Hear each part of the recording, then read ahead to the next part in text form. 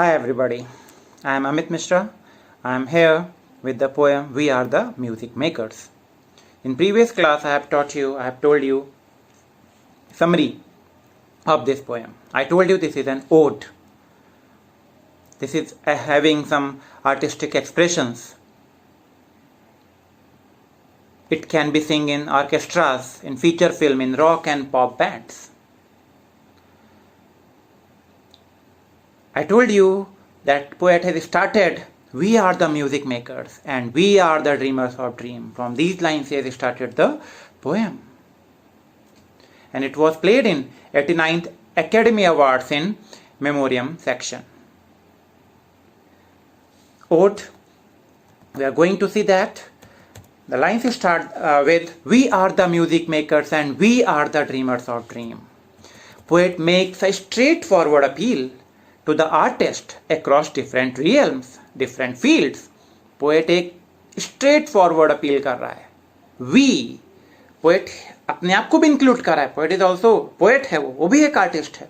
Poet है, artist है, जैसे sculptors हैं, जो art बनाते, painters हैं, उन सभी की बात कर रहे हैं. Particular किसी field की बात उसने नहीं की है. He calls them the music makers. क्या बोल रहा है? Music makers who can create some things. He calls them dreamers of dream. उनको क्या बोला? Dreamers of dream कह रहा है, मतलब वो ऐसी चीजें भी सोच सकते हैं जो एक कॉमन पर्सन नहीं सोच सकता है. Since it avoid mentioning the particular art form, उसने एक particular art form mention नहीं किया है. So it applies equally to the artist. सारे artist के ऊपर equally apply होता है. पूरे यूनिवर्स में जितने भी आर्टिस्ट हैं, मैंने नाम लिए, उन सब के लिए, सबके ऊपर ये चीज़ें अप्लाई होती हैं. डिफरेंट सेगमेंट्स जो इनके ऊपर अप्लाई होती हैं. एक हम कह सकते हैं एक मैसिव अपील हो गई है, एक ब्रॉड लेवल पे अपील हो गई है सभी से. और पोएम जो है एक ऐसी डेफिनेशन, एक एनकम्पासिंग डेफिनेशन दे रही है, मतलब एक ब्रॉड लेवल पे, एक बहुत बड़े लेवल पे डेफिनेशन हमको मिल रही है कि this poem is referring to all the artist, nobody else. किसी भी फील्ड से बिलोंग करने वाला आर्टिस्ट हो, ड्रीमर्स ऑफ ड्रीम होता है, वो क्रिएटर होता है, वो म्यूजिक मेकर होता है. Wandering by lone sea breakers, artist के बारे में बोला जाता है कि बहुत सॉलिट्यूड रहते हैं, बहुत अकेले आइसोलेटेड रहते हैं. यहाँ पे मेंशन किया है नेक्स्ट टू लाइंस में, फर्स्ट स्टैंजा की नेक्स्ट टू लाइंस में मेंशन किया है, wandering by lone sea breakers and sitting by desolate stream. Poet describe करता है कि जो आर्टिस्ट होते हैं, they are wandering on lonely places in their soul searching. They wander alone by sea breakers जो वेव्स को रोकने के लिए जो बाउंड्री, जो फेंसिंग की जाती है, उसकी बात की जा रही है. And they sit by desolate stream, जो सुनसान से स्ट्रीम्स होते हैं, जो झरने होते हैं, जो रिवर्स होती हैं, वहां पर जाके बैठते हैं. Why they are sitting there? Because that places are isolated. Those places are like lonely, so that they can have some thoughts in their mind. Poet tries to focus on the desolation of spirit. In these two lines poet try कर रहा है कि जो artist होते हैं उनके क्यों अकेले रह रहे हैं, उनका रीजन क्या है कि why they are alone, उस चीज को यहाँ पर उसने फोकस करने की कोशिश की है. उसने बोला है कि and sitting by desolate stream, वहां पे बैठते हैं, जाहिर सी बात है, when we are having no friend we may have pain. This pain, an artist may also have such type of pain. Artist के मन में भी ऐसे ही पेन हो सकता है, लेकिन उस पेन को क्या कर रहे हैं, वो क्रिएटिविटी में कन्वर्ट कर रहे हैं. उस पेन के थ्रू क्या कर रहे हैं, they are shaping their creativity. उसको नेगेटिव वे में लेके नहीं जा रहे हैं, उसको एक क्रिएटिविटी के टर्म्स में लेके जा रहे हैं. और वो ये जो चीज है उनके लिए बहुत एडमिरेशन की बात है. नेक्स्ट टू लाइन में उसने बोला है, world losers and world forsakers of whom the pale moon gleams. ओ शौकने से जो पोएट हैं इसके ना, वो क्या बता रहे हैं हमको, ट्रबलसम सिचुएशंस जो होती हैं आर्टिस्ट की, उसको डिस्कस करने की कोशिश करते हैं. He is trying to tell us the troublesome situations of the artisans. क्या बोलते हैं, world losers and world forsakers. ये क्या हाईलाइट करता है, this is highlighting the difficult life of the artist. ये लाइफ, जो डिफिकल्ट लाइफ होती है आर्टिस्ट की, उसको डिस्क्राइब करता है. Which led to shape up their creation. और उस जो एक बुरी कंडीशन से निकल के आए, जो इस हार्श कंडीशन से निकल के आए, जो हार्श कंडीशन में इवन रह भी रहे हैं, उसको इतने पॉजिटिव तरीके से लेके चलते हैं कि वो उसको एक क्रिएशन में कन्वर्ट कर देते हैं। आपने देखा होगा बहुत सारे पोएट रोमांटिक होते हैं, बहुत सारे पोएट जो होते हैं वो एलेजीज लिखते हैं, बहुत सारे पोएट जो होते हैं सैड पोएम्स लिखते हैं। वो सब उनके हार्ट के क्रिएशन होते हैं, जो भी उन्होंने अपनी लाइफ में सीखा है, देखा है, कुछ नेचर को देख के लिख लेते हैं। वही सारी चीज़ें यहाँ पर मैंशन की गई हैं। Often it gets difficult, poet के लिए बहुत मुश्किल होता है कि वो अपने हैंड टू माउथ, उनकी जो नीड्स होती हैं, मतलब जो मेग्री नीड्स हैं, जो बहुत लिमिटेड नीड्स है, उसको भी फुलफिल करना उनके लिए बहुत मुश्किल हो जाता है। उनकी आर्ट के थ्रू उस चीज़ों को फुलफिल कर पाना बहुत मुश्किल काम हो जाता है उनके लिए। That is very difficult to survive. आजकल तो बहुत प्रोफेशनल लोग हो गए ना, पहले के टाइम में ऐसा नहीं हुआ करता था। Earlier it was considered a very like last decision होता था लोगों का कि हाँ कोई पोएट बनने जा रहा है, कोई आर्टिस्ट बनने जा रहा है, या कोई राइटर बनने जा रहा है। यहाँ पे एक लाइन आई, एक फ्रेज आया, द पेल मून। ये क्या पॉइंट आउट करता है? उनके जो लिटिल या मेग्रे जो सस्टेनेंस है उनकी, जिसके थ्रू वो अपने सारी नीड्स को मैनेज कर रहे हैं, द पेल मून उन्हीं चीज को डिस्क्राइब करता है अपनी आर्ट के थ्रू। जो हल्की फुल्की जो थोड़ी बहुत चीजें मैनेज कर पा रहे हैं, उसको वहां पे पेल मून उसी को डिस्क्राइब करता है। यहां पर पोएट ने उनकी एक पैथेटिक कंडीशन जो होती है, इकोनॉमिकली बैकवर्ड हो जाते हैं poet. I am talking about today's word, earlier word I am talking about. May be they are not able to collect good fortune, they are not able to collect a hefty inheritance, still they are devoted to their art। अपनी art के लिए वो devoted होते हैं। उनका जो devotion होता है वही उनको क्या बनाता है? Movers and forsakers, movers and forsakers. Yet we are the movers and shakers, आगे लाइन मेंशन किया उसने, yet we are the movers and shakers of the world of ever it seems. They are living in a very poor life, they are living in poverty. Despite that, poet says that these artists are the movers and shakers। जो artists हैं वो movers and shakers हैं, they can bring the change in the world, they are the reason of the change in the world। इस phrase के through poet क्या mention करना चाह रहे हैं? He want to mention कि the person who colors outside the line, मतलब जो हट के सोचने वाला पर्सन होता है ना, जो बहुत हट के सोचता है, जिसके थॉट बिल्कुल एक अलग से थॉट्स होते हैं, यूटोपियन आइडियाज कह सकते हैं उसको, कुछ वैसे आइडियाज क्रिएट करने वाले पोएट्स ही होते हैं। ऐसे लोग, people who show the word a face outside the social norm, जो सोशल नॉर्म्स होते हैं उससे बाहर का जो वर्ड दिखाने वाले जो होते हैं वो पोएट ही होते हैं। पोएट ऐसे लोग होते हैं who are capable of moving and shaking the world. They can bring the changes. They can bring the changes. How can they bring the changes? By building new one. They can create, they can build new things, new ideas they build. They are dynamic. They are from this static word, they are trying to bring some dynamic things. First stanza में उसने सारी चीजें बोली। In the second stanza first line says, with wonderful deathless ditties, ditties are songs, deathless means immortal, we built up the world's great cities. In this stanza poet highlight the effect of the artistry of the world. Art का क्या effect होता है इस word पे उसको mention किया है। Wonderful immortal songs create किए जाते हैं आर्टिस्ट के through.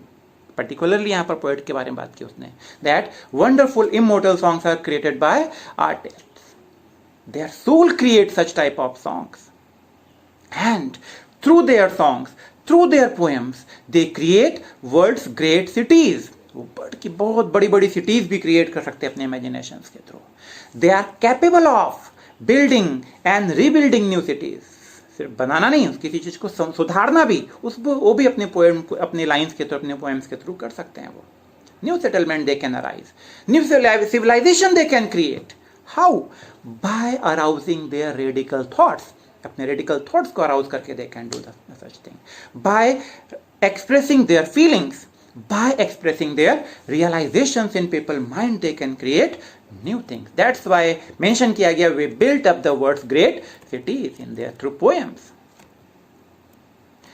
And out of fabulous story, we fashion an empire's glory।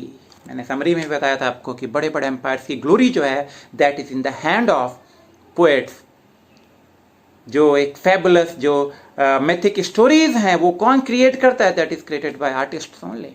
चाहे स्कल्पचर बनाने की बात हो, चाहे उनके टाइम की आर्ट की बात हो। हिस्ट्री में देखा होगा कि इस पर्टिकुलर में पढ़ते हैं कि यहाँ इस टाइम की आर्ट है, इस टाइम का स्कल्पचर बनाया गया है, कुछ वैसे ही उसको नेम से हम लोग जानते हैं।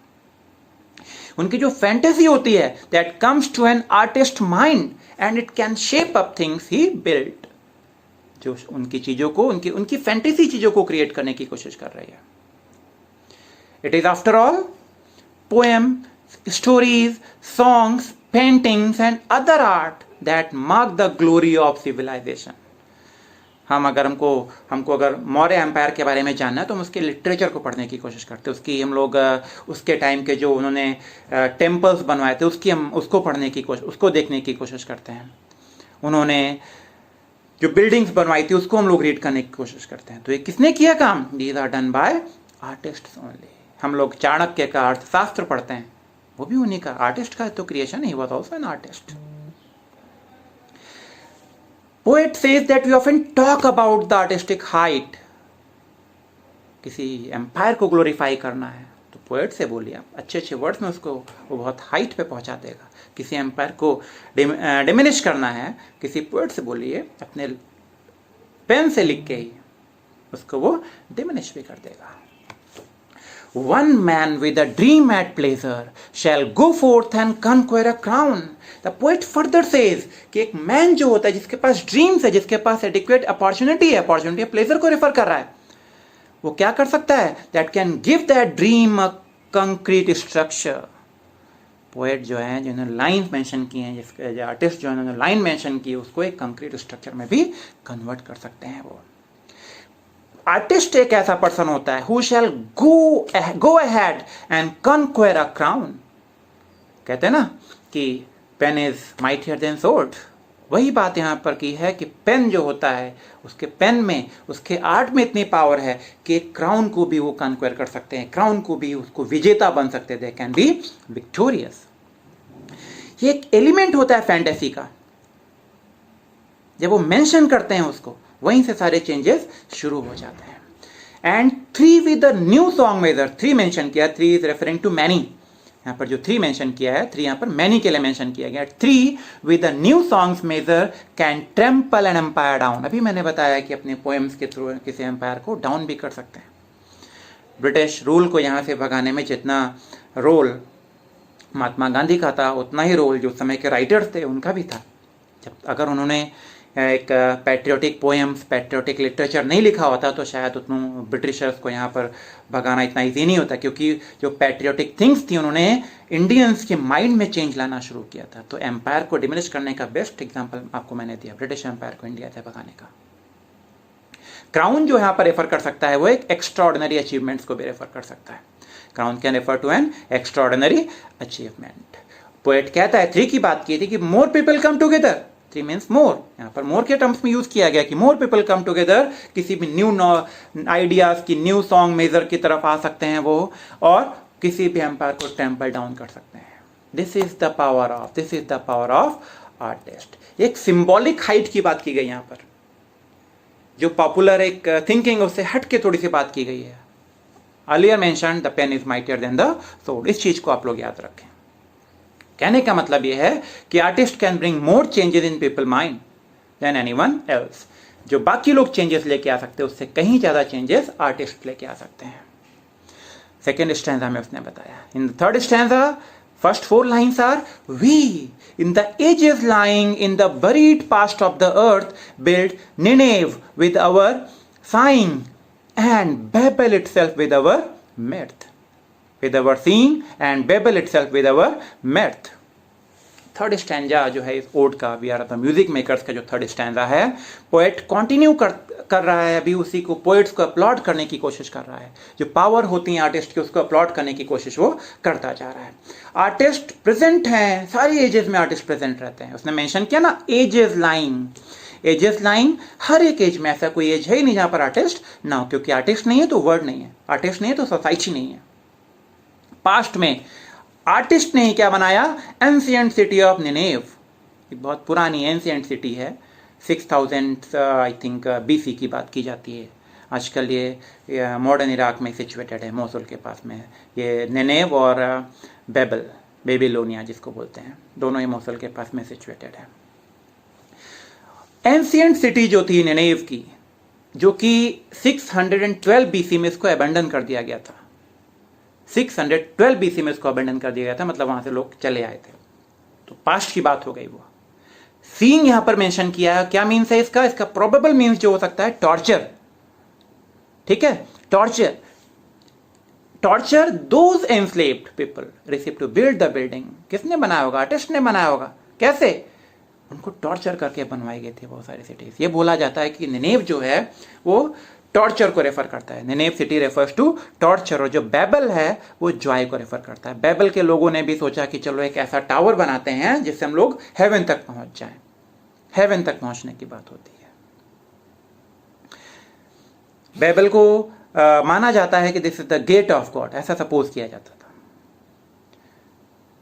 सीइंग मैंने बताया वो टॉर्चर को रेफर करता है, निनेव सैडनेस को रेफर करता है, बैबल हैप्पीनेस को रेफर करता है, जॉय को रेफर करता है। जो पीपल हैं क्या रिसीव करते हैं? उन्होंने बिल्डिंग्स बनाई, स्ट्रीट बनाई, और सारी चीजें, all these things are created by artist only. उसने बैबल की जो बात की है, it was created with myth. मैंने आपको मैंने बता दिया कि it was made, it was constructed with myth. जो आर्टिस्ट हैं, जैसे आर्किटेक्चर जो होते हैं, स्कल्पचर जो होते हैं, उन्हें बहुत हैप्पीली वर्क किया। निनेव में ऐसा नहीं हुआ, वहां पर लोगों को टॉर्चर करके वर्क कराया गया। लेकिन जो बैबल सिटी, वहां पर लोगों को happily they came together and they were trying to build the tower so that they can reach up to heaven and overthrone them with professing. Professing मतलब भविष्यवाणी होती है, जो हम लोग फोरटेलिंग बोलते हैं। ओ सॉग्नेस आगे कहते हैं कि जो आर्टिस्ट जो होते हैं, they are capable of overthrowing the old world. उस ओल्ड वर्ल्ड को ओवरथ्रो करने में भी कैपेबल होते हैं, प्रोफेसीज करके न्यू वर्ड। आपने जो मूवीज देखते हैं, जैसे आप मूवीज आई 2012 आई थी, बहुत पुरानी मूवीज की बात कर रहा हूं, उसमें दिखाया गया था कि that the world is going to destroy, we all were worried कि एक्चुअली ऐसा होने वाला है। This was the creation of an artist. वो एक न्यू वर्ड की प्रोफेसी करके क्या करते हैं? ओल्ड वर्ड को ओवरथ्रो कर सकते हैं। To the old of the new word's worth, for each age is a dream that is dying. हर एक एज जो है, that is what is an age? जो एक हर एक जो एज होती है, that is sure कि if there is creation then there is destruction also. अगर क्रिएशन हुआ है तो डिस्ट्रक्शन भी होगा। और one that is coming to birth, अगर किसी की बर्थ हुई तो डेथ भी कंपलसरी है, डेथ भी जरूरी है। All these things are facts. हर एक एज जो होती है, जो ड्रीम्स की आर्टिस्ट के, जो हर एक एज देखी जाए तो this is the dream of an artist. एक ड्रीम पूरा हुआ, that one dream of artist will be replaced by another one. तो उनका जो ड्रीम है वो क्या होता है? वो कैपेबल होता है, किसमें कैपेबल होता है? Replacing themselves to give birth to the new dream. ऐसा नहीं कि एक चीज बना दिया उन्होंने वहीं पे खत्म, एक चीज बनी है, then they are trying to make any new thing also. Poet want to say that an artist always think about a new and modern world. ये एक चेन रिएक्शन होती है, जहां से एक रिएक्शन फिनिश हो रही है, वहीं से दूसरी रिएक्शन बननी शुरू हो चुकी है। It goes on, it goes on. It is not possible to kill the art. आप स्कल्पचर को किल कर सकते हो, उसके बनाई हुई मूर्ति को नहीं मार सकते आप, मार भी दोगे। Many people have seen that thing. Poet says that to kill art is not possible. Art उस समय भी सरवाइव करती है when there was nothing. और जो men जो होते हैं कि all these things are dream music makers होते हैं, music makers brings all these dreams, and these artisans are very important to this immortal world. This is the end of the poem. अगर कुछ problem है, you should discuss it with me. I'll give you long answer for that thing, and subscribe the channel and like it. Thank you very much.